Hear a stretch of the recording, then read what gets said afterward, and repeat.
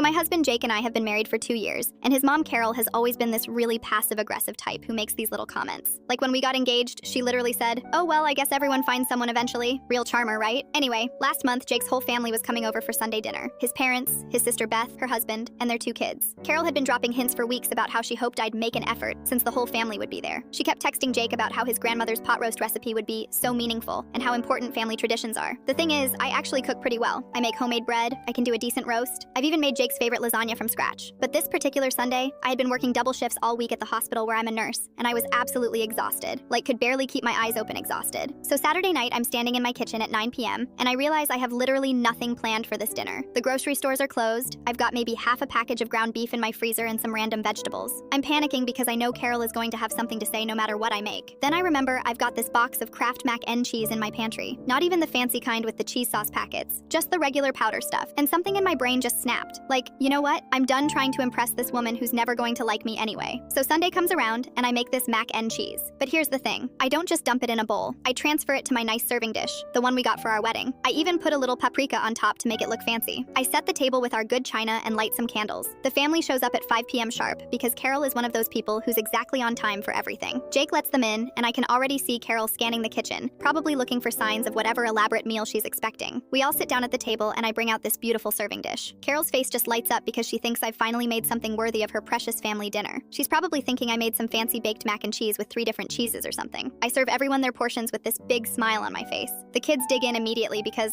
let's be honest, kids love mac and cheese. But then Carol takes her first bite and I watch her face just freeze. She chews really slowly, and I can literally see the moment she realizes what she's eating. Her eyes get wide and she looks at Jake, then at me, then back at her plate like she can't believe what just happened. "This is," she starts to say, and I jump in real cheerful and go, "Kraft mac and cheese. I thought we'd keep it simple today." The table goes completely silent except for the kids who are happily eating away. Jake's dad is trying not to laugh. I can see his shoulders shaking. Beth is staring at her plate like she's afraid to look up, and Carol just sits there with this expression like I've personally insulted her entire bloodline. Finally, she puts her fork down and goes, "Well, this is certainly different." I just smile and say, "I know! Sometimes the classics are the best, right? This is actually Jake's favorite brand from when he was a kid." Which was true. Jake had told me he used to beg his mom for Kraft mac and cheese, but she always insisted on making everything from scratch. Jake's trying so hard not to lose it. He takes a big bite and goes, just like I remember." And then his dad actually starts chuckling and says something about how he hasn't had the box stuff in years and forgot how good it was. But Carol is just sitting there fuming. She takes maybe 3 more bites and then announces she's not very hungry and just pushes her food around her plate for the rest of dinner when we were cleaning up afterwards. Carol corners me in the kitchen and goes, "You know, when you're hosting family dinner, people expect a certain level of effort." And I just looked at her and said, "Oh, I put in exactly the amount of effort this dinner deserved." She knew exactly what I meant. She didn't say another word to me the rest of the night.